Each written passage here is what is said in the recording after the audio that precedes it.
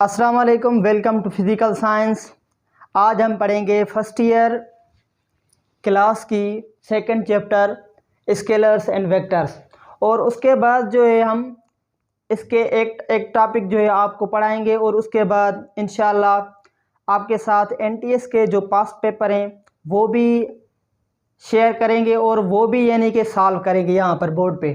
ठीक है स्टूडेंट, तो यानी कि जो भी एमसीक्यूज स्टैंडर्ड हैं वो आपके साथ शेयर करेंगे और सॉल्व भी करेंगे, आप भी सॉल्व करें और हम भी, अगर नहीं आता है तो हम भी आपको गाइड करेंगे। ठीक है स्टूडेंट, तो फुल लेक्चर सुनेंगे तो आपको फ़ायदा होगा। और अभी जो 2021 में एंट्री टेस्ट होगा मेडिकल के हिसाब से या इंजीनियरिंग के हिसाब से, तो अगर आप इस लेक्चर को पूरा का पूरा सुनेंगे तो इंशाल्लाह फ़ायदा होगा। तो ठीक है स्टूडेंट्स, तो सबसे पहले जो स्केलर्स हैं उनको हम देखते हैं कि स्केलर्स हैं क्या। तो स्केलर्स को हम कैसे डिफाइन करेंगे? दो फिजिकल क्वांटिटीज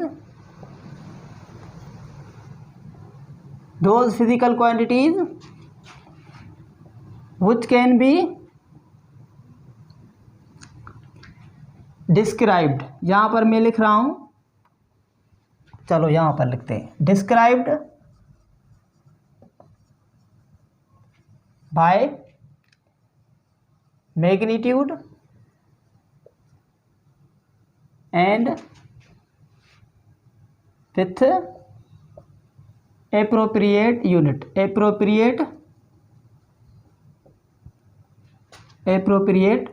units। ठीक है स्टूडेंट, यानी कि those physical quantities which can be described are, यहाँ पर आप स्पेसिफाइड भी लिख सकते हैं, यानी कि described by magnitude and with appropriate units, तो उसको हम कहते हैं स्केलर्स। ठीक है स्टूडेंट, और वेक्टर्स क्या होते हैं? जो वेक्टर्स होते हैं उनको हम कैसे यानी कि लिखेंगे? वो लिखेंगे कि those physical quantities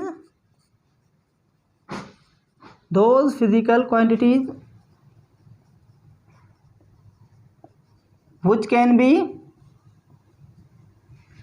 described by magnitude as well as direction. यहाँ पर एक चीज़ यानी कि एक्स्ट्रा है जो अनकॉमन है, यानी कि उसमें नहीं है और यहाँ पर है। ठीक है student, magnitude as well as direction and with appropriate units. ठीक है स्टूडेंट, तो यहाँ पर यानी कि देखें वेक्टर्स की जो डेफिनेशन है, those physical quantities which can be described by magnitude, ये यानी कि magnitude as well as direction and appropriate units. तो अभी देखते हैं कि जो स्केलर्स हैं उसमें भी मैग्नीट्यूड है और यूनिट भी होगा वहाँ पर।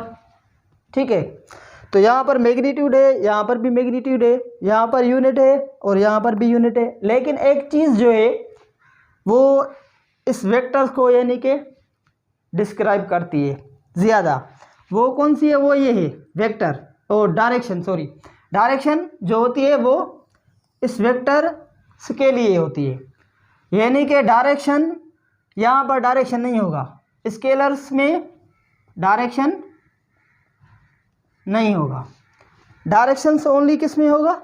वेक्टर्स में होगा। ठीक है स्टूडेंट, तो अभी जो है ये बातें हैं कि यानी कि डेफिनेशन है, लेकिन अगर कहीं पर भी डायरेक्शन आ जाए तो आप उसको वेक्टर्स कहेंगे।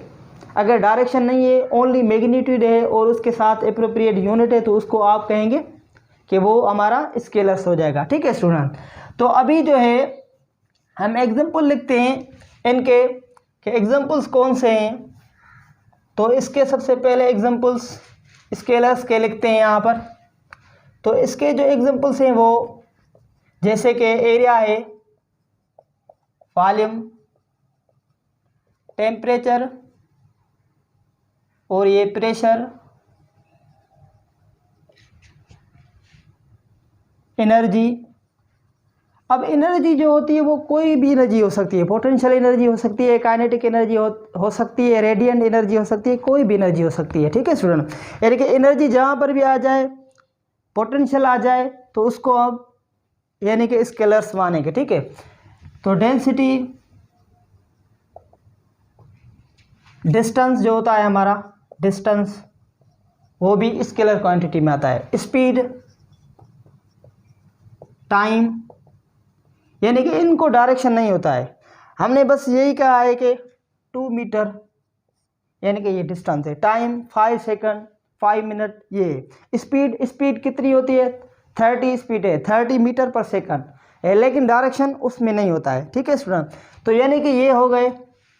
और वर्क जो है बहुत ही बड़ा जो पॉपुलर एग्जांपल है स्केलर्स का, स्केलर्स का वर्क। ठीक है स्टूडेंट, तो पावर भी आ जाता है, पावर, एंट्रोपी, ये यानी कि एटसेट्रा, और भी बहुत सारे हैं। यानी कि ये जो हैं ये सारे के सारे एग्जांपल्स हैं किसके, स्केलर्स के हैं। और अभी जो वेक्टर्स के हम एग्जांपल देखेंगे कि वेक्टर्स के एग्जांपल कौन से हैं। तो वेक्टर्स के जो एग्जांपल हैं वो हम लिख रहे हैं। फोर्स है, जैसे कि फोर्स, ये यानी कि इसके एग्जांपल्स हैं। फोर्स हो गया, एक्सेलरेशन, वेलोसिटी, टॉर्क, मोमेंटम। ठीक है स्टूडेंट, यानी कि force, acceleration, velocity, torque, momentum, displacement. ठीक है स्टूडेंट, यानी कि अब यहाँ पर फोर्स है फॉर सपोज, तो 2 न्यूटन फोर्स हम लगा रहे हैं नॉर्थ में। कहाँ पर, यानी कि नॉर्थ में लगा रहे हैं 2 न्यूटन, तो पता चल रहा है कि किसी डायरेक्शन में जो फोर्स है वो लग रहा है, यानी कि this is the vector quantity. Acceleration होती है, एक्सेलरेशन, एक्सेलरेटेड बॉडी कर रही है, लेकिन 20 मीटर पर second square to north to south, ये यानी कि बताना होता है। तो टॉर्क जो होती है वो टाउ, यानी कि उसका भी यानी कि डायरेक्शन होता है। Turning effect of the force होता है, लेकिन किसी न किसी डायरेक्शन में होता है। ठीक है स्टूडेंट, तो अगर एंगुलर वगैरह आ जाते हैं, एंगुलर फोर्स, वो भी यानी कि सारे के सारे क्या होंगे, वो भी वेक्टर्स होंगे। ठीक है स्टूडेंट, और electric field intensity, electric field intensity, उसका भी यानी कि डायरेक्शन होता है। या मैग्नेटिक फील्ड हो जाए, मैग्नेटिक फील्ड इंटेंसिटी, यानी कि ये भी जो है वो वेक्टर्स है। ठीक है स्टूडेंट, यानी कि ये हो गया इंट्रो इसका, यानी कि स्केलर्स कौन से हैं, वेक्टर्स कौन से हैं। अभी हम चलेंगे एमसीक्यूज की तरफ, यानी कि आपके साथ एक एनटीएस में एमसीक्यूज आया था, वो आप जो है हम वो करेंगे। ठीक है, तो अभी सवाल करते हैं कि ये question number 1, which of the following pair includes a scalar, a vector quantity,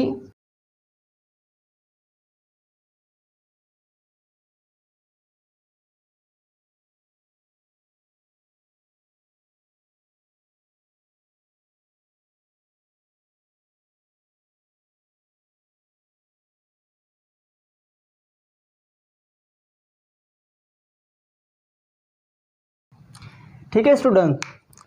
तो which of the following pair includes a vector quantity and a scalar quantity, यानी कि सवाल को समझिए सबसे पहले। तो स्केलर क्वांटिटी एक हो और एक जो वेक्टर क्वांटिटी हो, वो पेयर आपको चूज करना है। ठीक है स्टूडेंट, तो सबसे पहले ये ऑप्शन है वर्क एंड पोटेंशियल एनर्जी। तो वर्क स्केलर है और ये भी स्केलर है। ठीक है, तो ये यानी कि ऑप्शन नहीं होगा। तो डिस्प्लेसमेंट एंड एक्सेलरेशन, ये दोनों वेक्टर्स हैं, अभी हमने पढ़े, ये भी ऑप्शन नहीं होगा।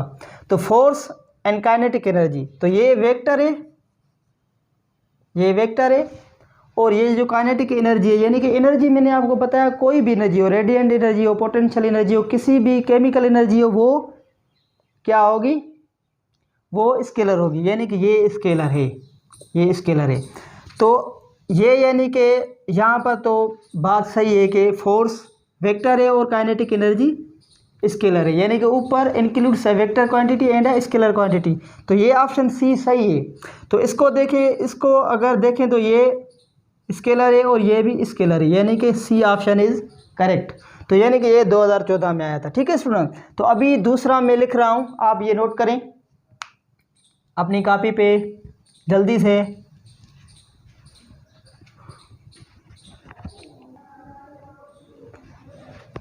तो स्टूडेंट यानी कि ये सेकंड क्वेश्चन है, लेकिन इसका यानी कि मुझे ईयर याद नहीं है कि किस ईयर में एनटीएस वालों ने दिया था, लेकिन वहाँ से ही है। ठीक है student, which of the following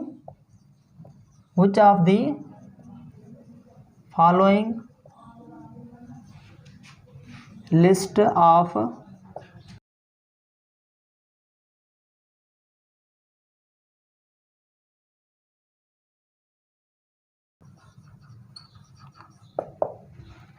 तो ठीक है स्टूडेंट्स, यानी which of the following list of vector quantities only. तो सबसे पहले ये ऑप्शन है speed, momentum, torque. Speed is a scalar quantity, momentum vector है, तो ये यानी कि नहीं होगा, यानी कि ओनली वेक्टर्स हों वो आपको चूज़ करना है। तो volume is a scalar, area भी स्केलर है, डेंसिटी भी स्केलर, ये नहीं होगा। और वेट जो है वो वेक्टर है, टेम्परेचर स्केलर है, वर्क भी स्केलर है, तो ये नहीं कि सी ऑप्शन भी नहीं होगा। डी ऑप्शन को आप देखिए, फोर्स, एक्सेलरेशन और वेलोसिटी, यानी कि इसमें सारी की सारी जो लिस्ट है वो वेक्टर क्वांटिटीज़ की ही है ओनली, यानी कि फोर्स भी वेक्टर है, स्केलर भी, एक्सेलरेशन भी वेक्टर है और वेलोसिटी भी वेक्टर है, यानी कि इसका ऑप्शन होगा C, D option is correct for this answer, this question.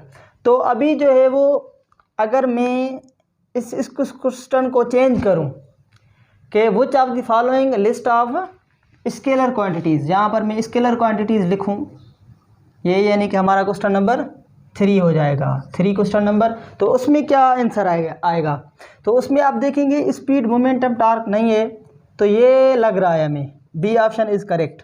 Volume भी स्केलर है, एरिया भी स्केलर है और डेंसिटी भी स्केलर है। ठीक है स्टूडेंट, तो यानी कि ऐसे क्वेश्चंस आ सकते हैं एंट्री टेस्ट में, एनटीएस दे सकता है या इंजीनियरिंग की कोई भी यूनिवर्सिटी वो भी दे सकती है, ऐसे ही क्वेश्चन आ जाते हैं। ठीक है स्टूडेंट, तो आज का टॉपिक जो हमारा यहाँ पर था, दूसरे टॉपिक के साथ हम अगले लेक्चर में मिलेंगे।